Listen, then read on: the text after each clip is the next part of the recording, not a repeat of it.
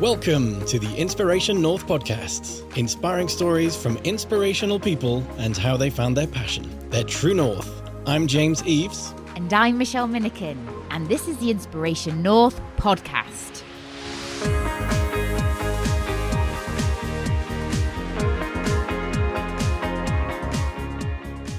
Today's episode, self-belief is key to reaching the top, with Lome. We talk about having a consistent mindset, keeping things simple, and not succumbing to the pressure of being on a world stage, transitioning from being a professional athlete to figuring out what's next, and the significance of Samoan traditions, the war dance, and tattoos. Lome is a former professional athlete turned personal trainer. Born in New Zealand, he had the opportunity to play in 2 Rugby World Cups, representing a small island in the South Pacific, Samoa, where his parents came from. Now he's based in the UK with his little family of 5. As a personal trainer, he works with people from all walks of life, but has an interest in working and mentoring young athletes. Inspiring, supporting and pushing them towards their goals is his way of giving back, not just to the sport of rugby that gave him a lot, but also giving them the best chance of leaving no stones unturned. Self-belief is one key component to being successful, and resistance training challenges you in many ways to bring out the best in you. So we're in Inspiration North headquarters again today in Newcastle, but our journey today is taking us to the other side of the world, in Wellington in New Zealand. So Lome, did you actually know what you wanted to be when you grew up? I don't think I really knew exactly what I wanted to become in that. I was probably very ambitious, though, while I was a little kid, because I tried to be anything and everything. Like, I loved watching a lot of movies and TV action stuff and that, so I wanted to be a cop, wanted to be a firefighter, wanted to be an actor, wanted to be everything, but ended up being none of them. As you got a bit older, how do you start to narrow things down? Is there anything that you enjoyed more than other things?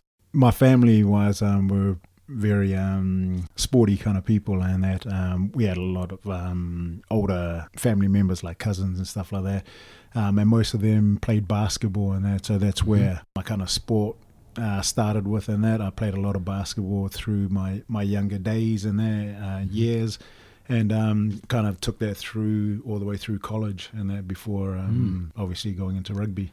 It's a bit different, isn't it? Because often with sort of the stories of other rugby players I've watched about, read about, they're starting at quite a young age, sort of 5-6 years old, getting into it and building up. But so you weren't until college until you've actually got into rugby. What was the change then that made you move from basketball? Basketball was big in New Zealand at the time, and that we're talking about the 80s, and so yeah, it's a very long time ago.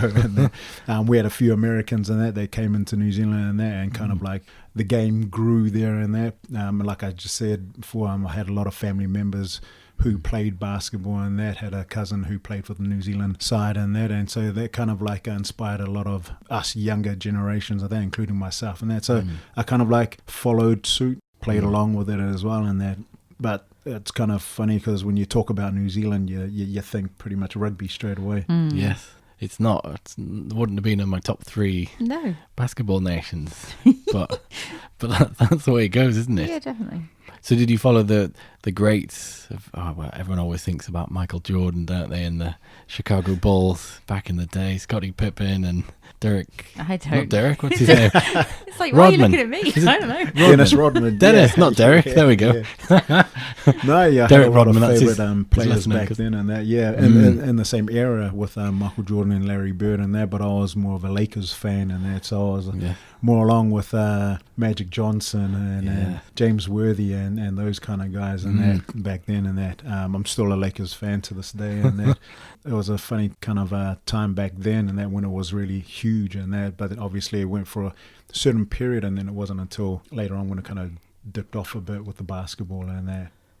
I got to watch, I used to live in New York, and I remember watching a game. It's the Knicks playing against the Cleveland Cavaliers, and it was LeBron James and Shaquille O'Neal, and we managed to score some courtside seats. Right. And I've never seen sort of such skill and showmanship from a couple of players. It was fantastic. Yeah, there's some big boys these days and that. Now with obviously LeBron James, now with the Lakers and that. So it's certainly helped the Lakers for this new season. Yes. My and your sort of experience of basketball are very different. So I remember watching Space Jam. Right. Oh, yeah. Who's in that? Is that Michael Jordan? Yeah, Michael Jordan. That's literally my sisters and I really loved that. With Bugs Bunny and it was good. Yeah. It's funny you say that because now with the Space Jam 2 that's coming out now is with the LeBron James and that. Is that coming out? That's brilliant. I have to. I've not been seen working on it. Have to take the put child. that in the diary. Yeah, definitely.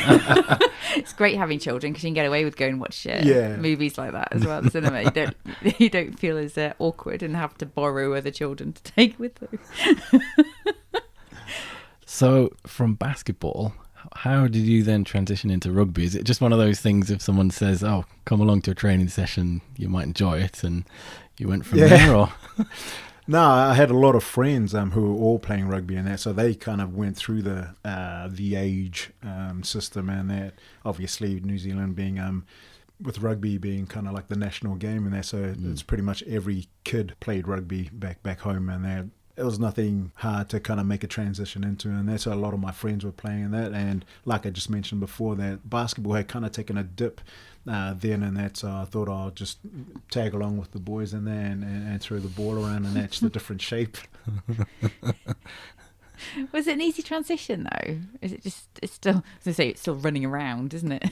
Yeah, I think in terms of just the sport itself, professional, probably a little bit more work was needed to be done in that in order to try and get to that kind of level. But in terms of just making the transition, like I said, I had loads of friends in that who played it. And that a lot of us just played the usual casual social touch rugby and that after church wise and that. So yeah, it was certainly an easy place to move from basketball into and that.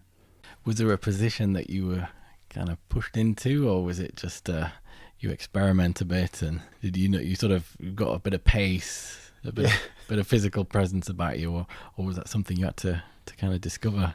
Yeah, I kind of like felt that I had some good speed on myself and that, so I kind of knew where my strengths were in that area and that, so I figured that I'll probably give myself a shot at playing at fullback or in the back three and that. So I kind of like, when I first went back into playing rugby and that, I decided to put myself at fullback.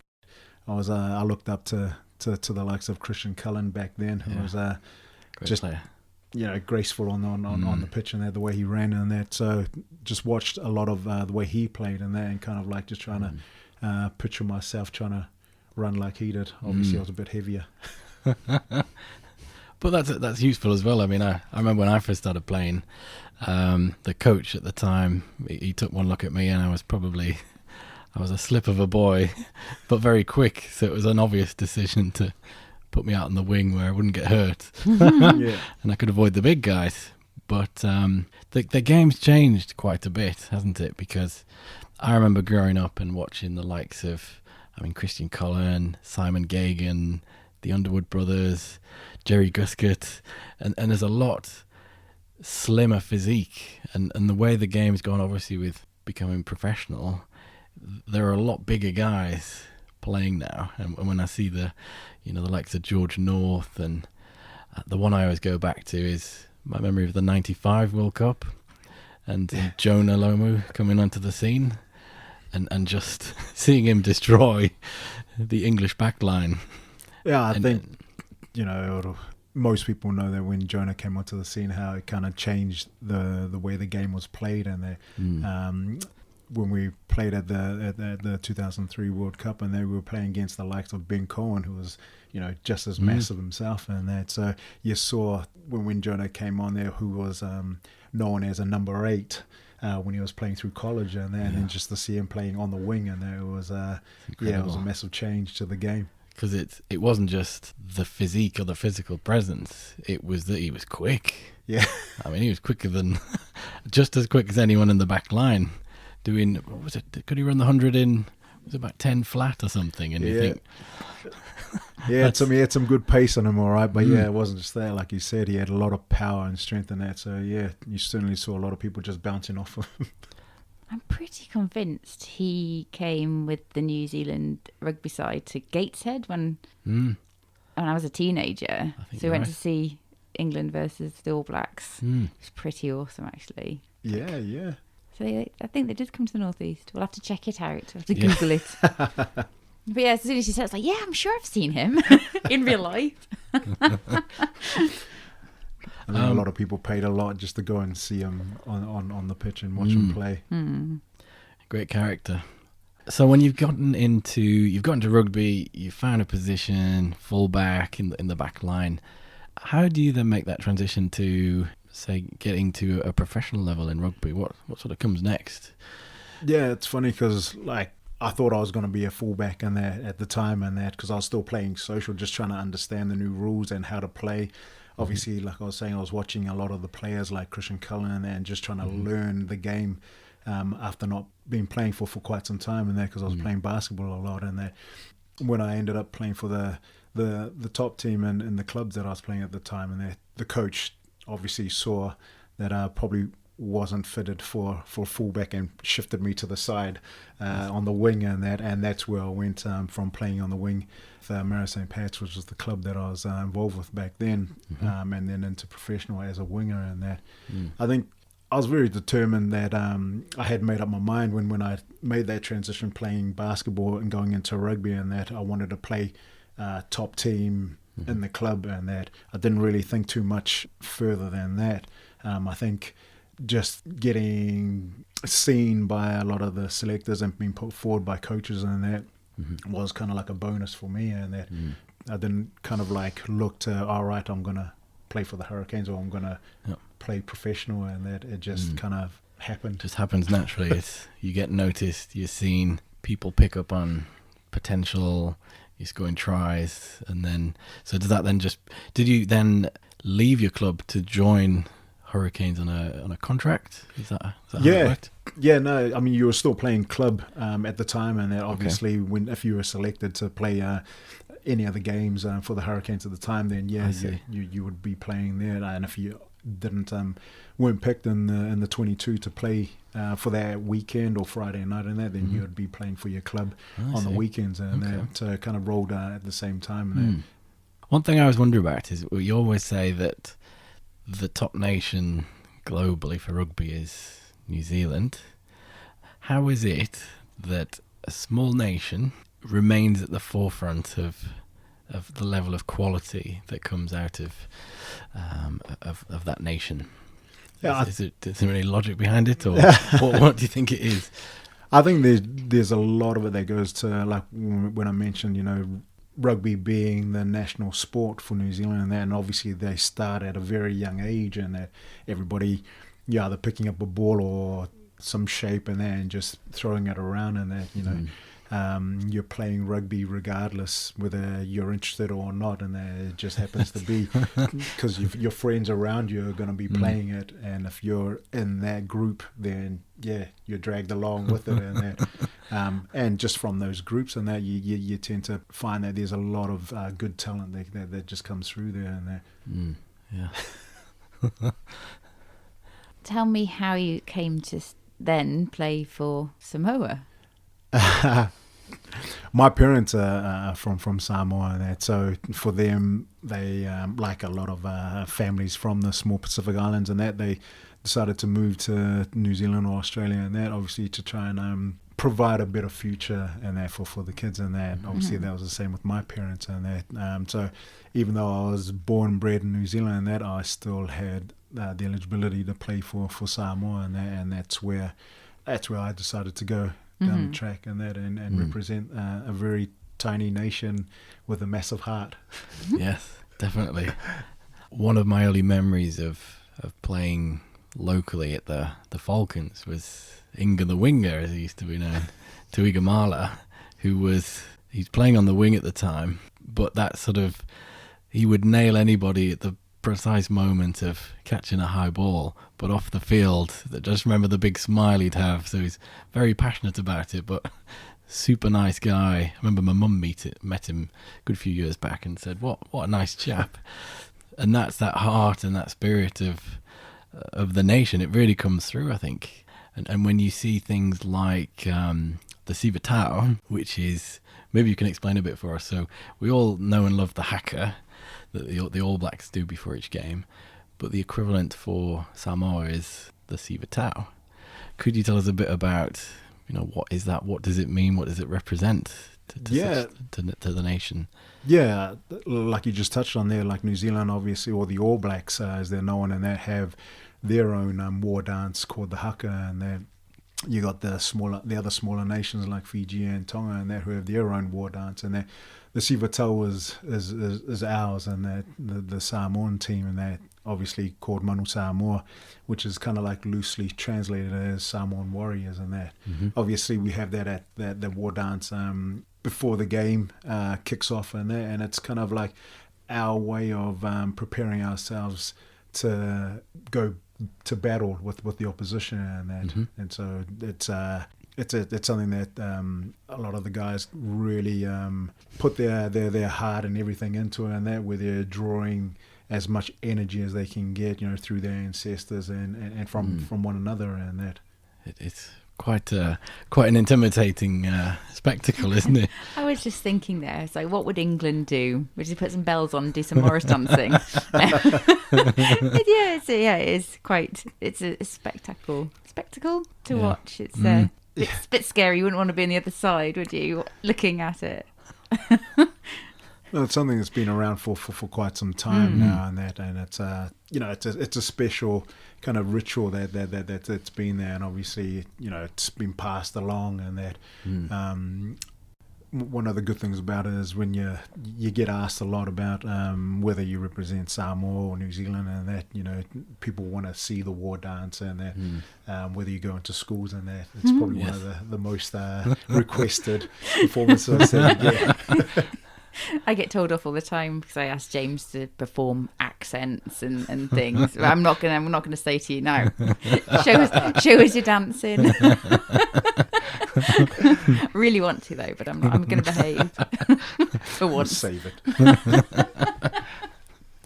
So this tradition and heritage with the Siva Tau, there's an element you're also quite well known for, which is your tattoo. Which has a significance to it as well, doesn't it? Yeah. It has a few names to it, and that most people would just know it as a bao, which is, if I was going to translate it, is known as bat, and there's a small symbol on the back of the person who wears the tattoo, and in the shape of a bat, and that a lot of the symbols that come with it, and that are pretty much symbols of findings that ancestors, and that when they first found Samoa, the village itself, or the nation, the island itself, and that.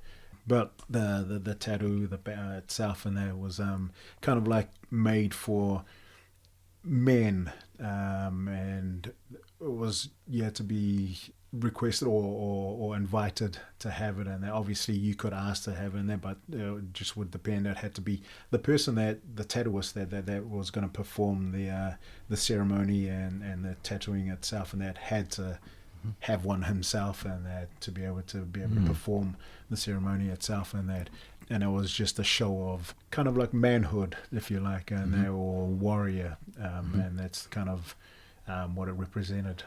And it's not the simplest pain-free process, as I understand, is it? No. It's not the usual. We have the old injection. And that's for wimps, that one, isn't it? No, the traditional way it's done is with a hammer and chisel, and it's it's one that you want to obviously have a good think about whether you're gonna go through the whole process, and that. It's also one that's taken a lot of thought into, and that because if it's also known that if you don't finish it, it can be probably not leave a good name to the family, if you like. Yeah. So how long does it take to get done? Yeah, it varies with the person, and that some people are able to get it in 3 days, some 7 days. For me, it took me 9 days to get mine done, and that. So yeah, I was about 18, 19 at the time when I got mine done, and that. So yeah, I was a bit. I don't think I had a lot to do back then. I had 9 days for free. Is that something that you have to discuss with your family? It's not like, I'm a youngster, I'm 18, I decide to go and have a tattoo done to rebel against my parents. Is there an element that the family's involved and you consult parents, or how does that sort of work as well? Yeah, I think like with myself, my uncle, he had one, and that he's got one, and that, so that kind of like is where I grew interest for myself, and that it was something that I found very interesting, and I wanted to get it myself, and that obviously I wasn't going to just ring up the tattoo and try and book in a session with them, and that I had to obviously talk to my parents about it, and that I didn't know a lot about it at the time, and I didn't even know that it was going to take about 9 days to actually get it done, and the whole process, and so that was something that kind of like my parents were a bit unsure whether if it was right for me to get it done, and that but they kind of like understood that it was something that I was very passionate about, and I really wanted to get it done, and that. And when you go through the actual process of getting the tattoo, you're normally doing it with a partner, and that you're kind of showing each other support. So you'll go one day and the other person will go the next day, and that, because the process would normally take about 6 to 8 hours a day to get it done, and that. So I was very lucky and very fortunate to be sharing the support with my father, and that. So we kind of went in together, which made it probably that much more. It gave me probably a little bit more of the strength, for me to get through it. Yeah. Wow. That's hardcore, isn't it? Quite a bonding experience in many respects. Yeah. Time with your father. Both be crying. Yeah. A lot of screaming, going on. So there was a lot of music played in the background, and that's we had the music up as loud as possible, so you couldn't hear the screams. It's a hard German hardcore rock kind of music. There's a lot of Elvis Presley going on. Oh man. Crikey Moses. I literally have this picture of you guys, like both of you, like crying your eyes out. Going, this is really sore, but we have to do it because we're being shamed to the family. Oh yeah. It was almost like you felt the first pinch, and then it was like, oh shit. What have I done this for? There's no turning back now. I changed your mind. Yeah. Crikey. So, what is it like, the honour of representing your nation in a world forum, I suppose? Yeah, it was for every rugby player, obviously, to play at the World Cup. That's the pinnacle for most of them. And I mean, just like in any sport, there's always the pinnacle, and that for any sport, and that whether it's even like athletics, and they're going to the Olympics, and they're representing country. For us, being representing a very small nation in the South Pacific, it's bigger than the individual and myself and that. So, just to be selected in that, and then just to think about all the hard work that you've put in and that, think about the parents, your family, and that you're going to be representing and that. So, yeah, it was a very emotional kind of time, and that when you get selected and that, you try and keep the lid on and there without like bawling your eyes out and looking a little bit like a wimp and that. But yeah, you kind of enjoy that very special moment, and that when you hear your name being shared out, and that you're part of the 30 players that will be going to represent your nation and that. So yeah, it's a very special moment. It's obviously that, well, we can refer to the 2003 World Cup, which is every England fan always remembers as a date, but it was not just that kick that Johnny slotted in the final to win the World Cup. Talking to a number of friends that are rugby fans, we often go back to the game against Samoa that was a close match that you were playing in, that many regard as perhaps England's toughest match in the World Cup. Yeah, I mean, we were pulled in together with England, and that obviously we had a couple of games before that gave us a good run in before facing up against the English side and that. And we kind of felt very confident and comfortable. We had prepared really well for that game, and that obviously the English were going in there as favourites and that. So we had pretty much no pressure on us and that, and we just wanted to go out there and obviously express ourselves and that, and obviously England are the ones who are going to have a lot of the pressure on themselves and that. We're just going to join the fun and just go out there and put more pressure on them. And we were very lucky, obviously in the first half where it was where a lot of the excitement and entertainment happened, where we pretty much, you could say we had the front foot and that, but it was also worked well for us in the sense that Johnny probably didn't have his boots on that night, and that not that the final result made much of a difference in that, but we felt like we had a chance at the time, and that, I mean, this was still in the first half, and that he had missed a couple of slots and the penalties and that, whereas Earl had his boots on our side, and there we had the front foot, and then we managed to get moving the ball, and we scored first as well, and that. So there was a lot of good vibe at the start of that game, and that obviously they got a bit of good talking to at halftime, and then came out a different side. Got a roasting from Clive Woodward and Martin Johnson, but I remember being very nervous watching that game because it was, you obviously want your team to do well, but that was a game I thought could actually lose this because Samoans are looking very strong. Yeah, it was a great game. Like I said, we kind of like felt we prepared really well with the first two games and that. We were very confident. We had no real pressure on ourselves and that. We trained really well through that week and that, and we went into the game with a real good vibe and that. Things just started to fall into place for us in the first half and straight off the start as well. And that it was some would probably could say we probably did England a favour there, and that where everybody else had to pull their finger out and not just count on Johnny Wilkinson to win the game for them, and that, because obviously the second half was a different game. It's maybe we can talk a bit about mindset as well, because I mean you mentioned there wasn't necessarily the same pressure because England were favourites, but when you're playing on such a stage with such an audience, what kind of elements of mindset and preparation do you have to go through to be able to not be distracted by everything, the news or what's going on, and just to focus on your game? What's kind of involved in that sort of preparation? Yeah, I think it's funny that because everybody prepares differently, and I think you kind of learn going from club level to playing provincial, and then obviously playing in Super Rugby, and then going on to the international stage, and then obviously with the pinnacle with the World Cup rugbies, and that. I don't think. I found that myself. You didn't have to change a lot in the way you prepared yourself. You made it there because of what you were doing all the way through, and that. For myself, it's a matter of just keeping my nerves cool and that, and calm, and just going through the same things that I've been doing every week, every year, every month, and every time I've come to play rugby and that, and prepare myself for the game and that.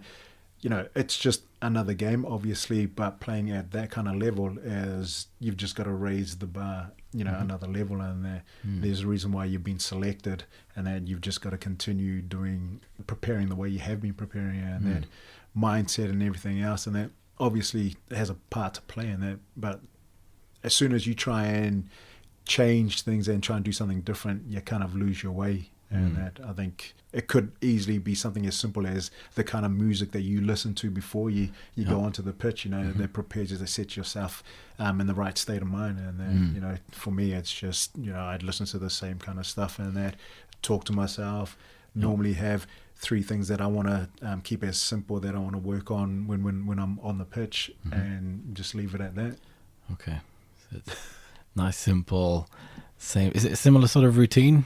Were you to the level of, you hear of a number of athletes, like I think it was Zidane, who used to put his left boot on before his right boot as superstition, or was there anything along those lines in your preparation that was I wouldn't say that I was probably like to that kind of extreme and that, but I kind of like read not so much a quote, but something that the famous New Zealand cricketer Sir Richard Hadley, he used to have probably one or two things written down in there that kept it very simple on what he was focusing on his game, and that's the kind of thing that I did. I just put one thing that I wanted to work on when I was attacking, and one thing that I was on defence, and then the last thing would be just about work rate in there. And if I just focused on those little things, everything else will kind of fall into place, and it'll just prepare me the way I would normally prepare. And that it didn't.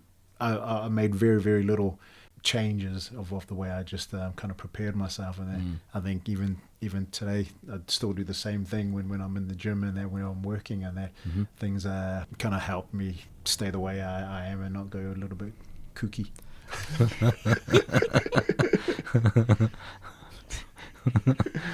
That's good. Okay, so what brought you to the beautiful country of England and our glorious weather in the northeast, particularly? My wife is British and that, but I was already kind of like over this way, if you like, and that when I finished playing rugby back home, and that I was playing a couple of seasons over this way, and that over in Scotland, and then around Europe, and that, and I was coming to the end of my career, and that, so I was looking at it, had to make a decision whether I was going to head back home or try and stay over this way, and that kind of just made sense just to stay over this way, and that, with my wife being British, and that, and then if things didn't work out, then we'll just head back to New Zealand, and that.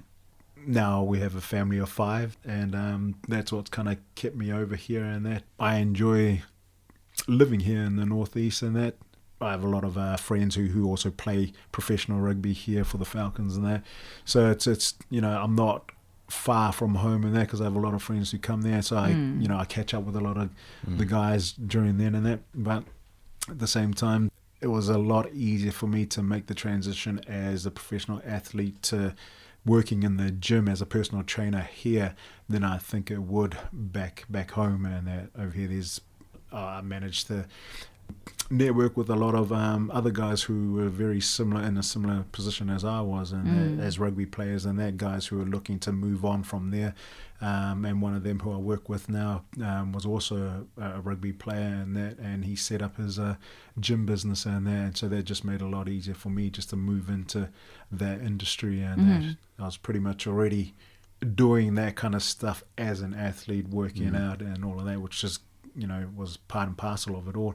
And now moving into another role, this time not being the athlete but being the coach, has sort of given me that opportunity to kind of like pass on my own kind of experiences with the young guys, that a lot of them that I work with.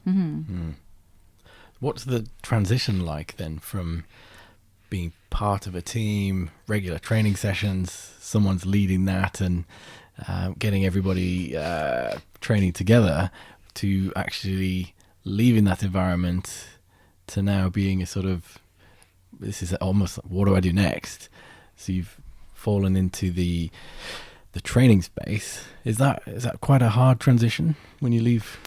Yeah, I think it's different for a lot of people, in that being in that professional environment, I kind of and then coming out of it, and I've seen a lot of guys, rugby players especially, and that who have kind of like had the vision that the professional career is forever, and that, so they're living in a very I don't know what the word would be, fake bubble, isn't it? And thinking that this is just going to go on and on and on. But I was very lucky at the time. I had some good people around me, and that who pretty much popped that bubble for me. And keep you grounded. Yeah, exactly. Keep you grounded, and and so I was able to kind of like get a head start on thinking ahead.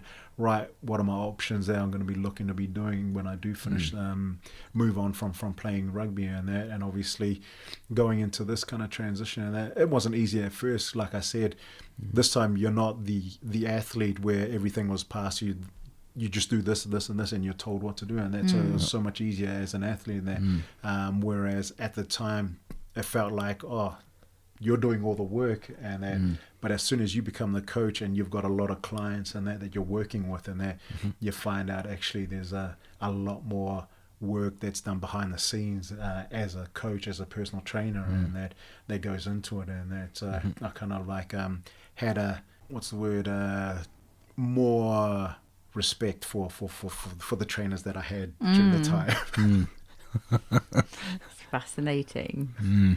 It's almost you're walking in their shoes now, aren't you? Yeah. I mean, I had some great trainers during my time, and that even when I wasn't professional at the time, I had a guy, Paul Bunce, who was obviously trying to find his way, and we kind of like worked really well together. Here I was trying to envision, right, I wanted to play top rugby for an amateur club, and that he was trying to get his name out there to try and move himself into a professional environment. And that I caught up with him a very long time ago when I came across playing for Glasgow, and that he was actually the trainer for the Bath rugby side, and that it was great to kind of like think back, well, that we're able to kind of like help each other to start that journey.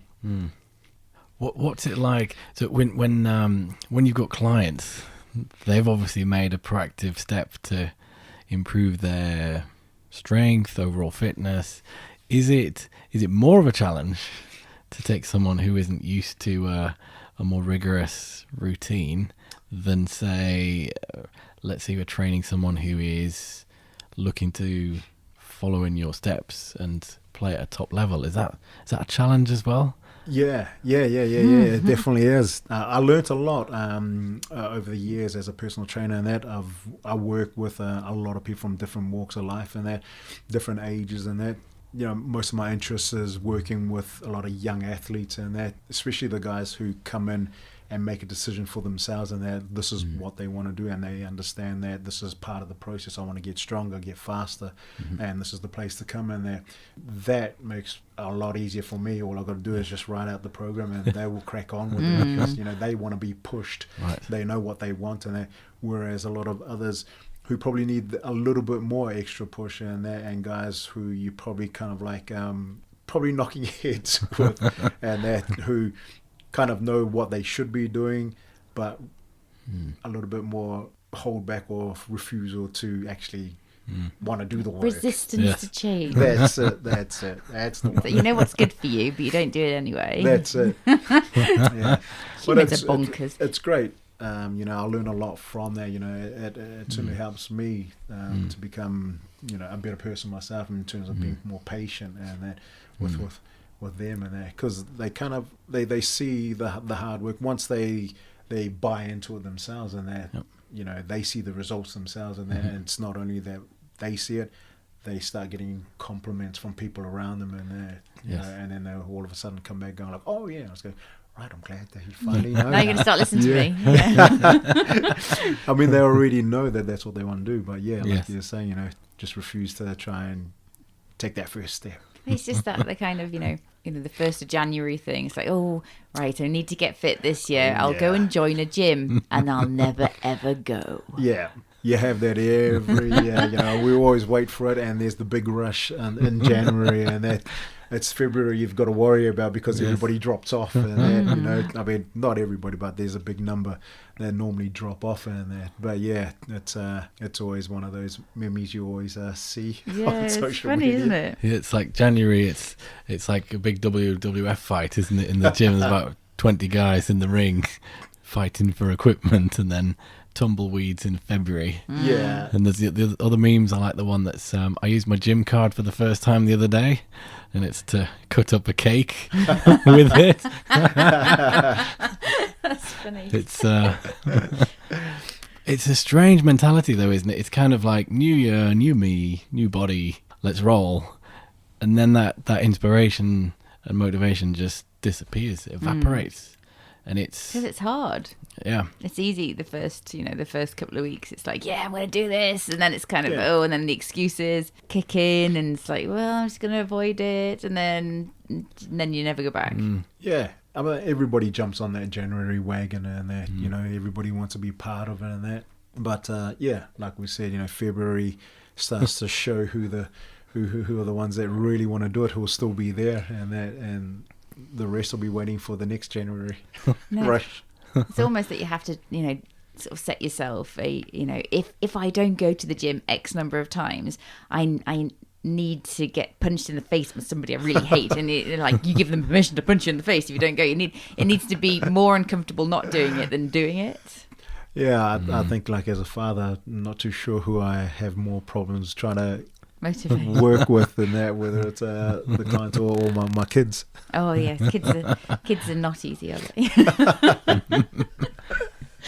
So talking about kids, if you had to go back, if we magically invented a time machine and you could go back and visit to your 18-year-old self, do you know what kind of advice you would give to him?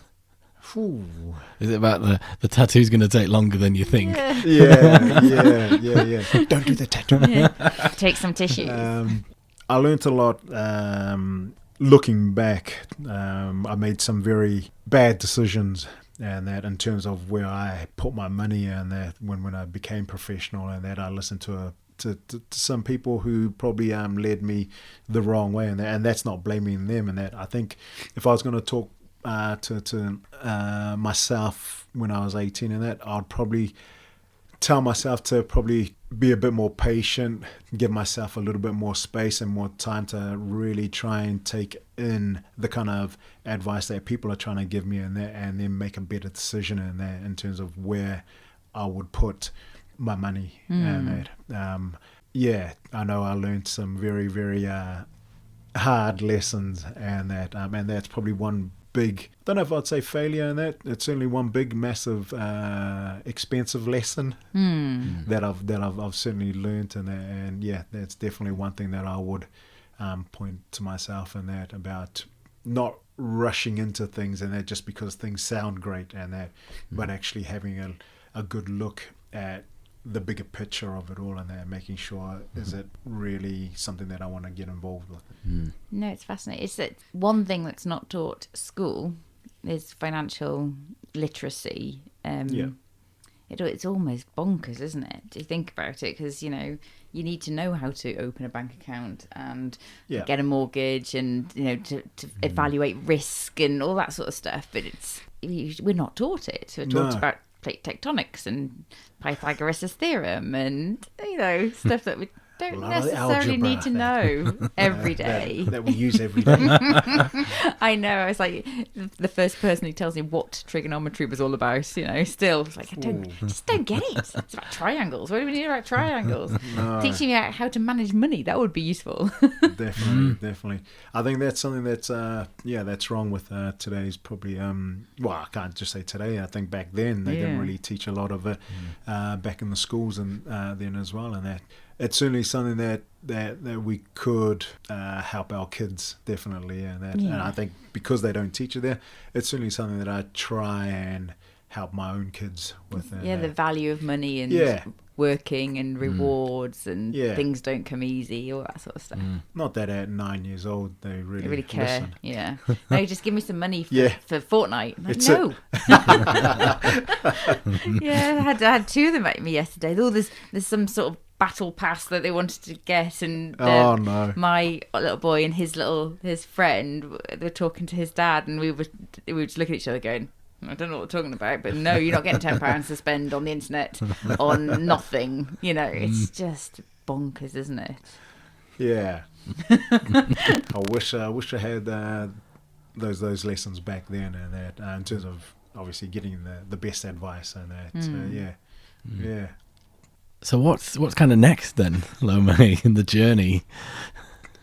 I'm still working with a lot of people, and that and at Storm Fitness, and that podcasting is an area that I've been dabbling with, and that obviously I'm not I'm far from good at it, and that but it's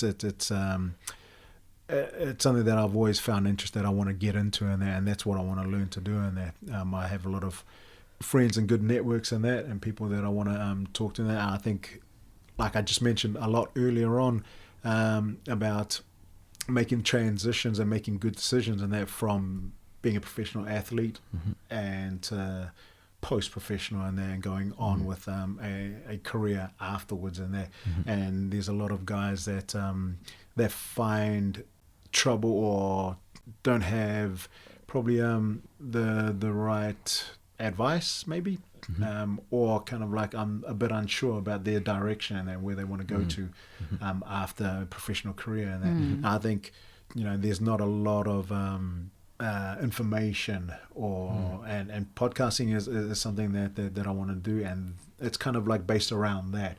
And that I know that I've kind of found it was difficult to try and get that transition, that even though I was very fortunate to have these kind of people that were already in on my path journey, and that which made it easier in that way. And that, but I also know a lot of guys who kind of like once they finished their professional career and were kind of like left kind of stagnant and they're all lost. And so that's kind of like along around those lines is where I want to work or take this podcasting.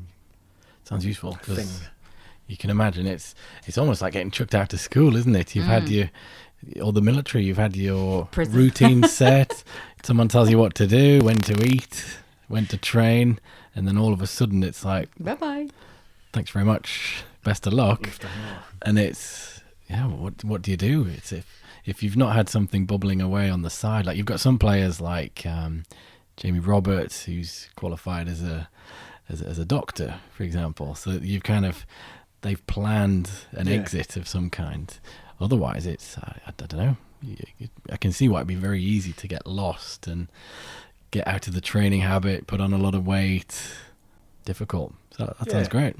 Yeah, it's not an easy transition, I guess, you know, for any athlete. And that, like you mentioned with Jamie Roberts, and that obviously he had the opportunity to kind of like study that on the side, and that while he was playing rugby. And that with rugby now, if it's a professional and that, and you're playing at international level, there's so many more games now being played, and that there's very little rest on the side. And that, so, you know, to try and go from full on training through the day and that, and then to try and switch your mind on and that, to try and do some study, and that it's probably you know, it's not as easy as it may sound. And that, you find it now that I think there's less guys now looking to do studies and that, to try and obviously look at a career of being a lawyer or whatever, and that is, you know, to go on from playing rugby. And that I think probably one of the most that I've seen guys where they're actually able to transition more into has been to do with rugby, and that, whether it's coaching rugby teams and clubs and that, or become a trainer themselves. And that. Yeah, it's a kind of a logical next step, isn't it? So the podcast coming up, and I guess you mentioned you're interested in perhaps sharing some of your experiences with the younger generation. Yeah, like I said, so I work with you know, with people from all walks of life and that, but my interest is with working with a lot of young athletes and that, and I kind of like mentor a lot of them as well through, even though it's a training session and weights and stuff like that, but I also do talks at schools and that, along those kind of lines. And then obviously not about get in the gym, that's where it's at and that, you know, but obviously it's more about building self-confidence and that, and looking at what they want to do and that, and just believing in what they choose to do and that, and just going after it and that. And it's not right for rugby players, and this is for any young person and that's looking for, you know, what shall I do, or how am I going to go after it, and that, you know, it's, you know what you want to do, and if you find that there's an interest or something that you're very passionate about,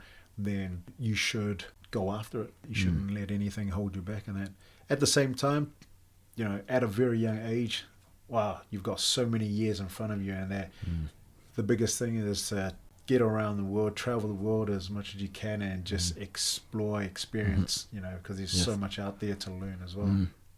There is, and it's great advice, and I think that's what younger people need to see, need to hear, and they need those examples and role models and proof, I suppose, that someone's done this, I can do the same, whether it's in a sporting capacity or I can take the lessons from you and say that with hard work and persistence, and I look after my health, etc., I can achieve something great as well in whatever I decide to go into. So yeah, I certainly wasn't very good at school with and subjects and all that. I was very good at probably sports and probably PE would probably be one of my best subjects at school and that. But I was far from any good at any academics and stuff like that, you know. But if I could make it, anybody else could as well, and that for sure. Great advice. Excellent. So we'll share sort of all the links to, you know, the best ways to contact you. Is there a particular social media platform that's easier to get you hold of on there? Well, you can get me on the Instagram. It'll still be my name, Lome Whātau, and that just all in the one go. I'll be on Twitter as well, Lome_Whātau. Yeah, I won't give you my number though. It would stop ringing. Well, it was great. We've really enjoyed hearing more about your story. Yep. Sharing that with our listeners. So thanks for joining us. Yeah, thanks guys for letting me be on your podcast and for letting me share my story on here. No worries. Pleasure. So thank you. Thanks. Cheers. Thanks everyone for listening. Check out all the show notes at inspirationnorth.com. Join us again for the next episode when we'll be chatting to another inspirational person. If you like this, subscribe and tell your friends. If you didn't like this, subscribe anyway. And tell everybody.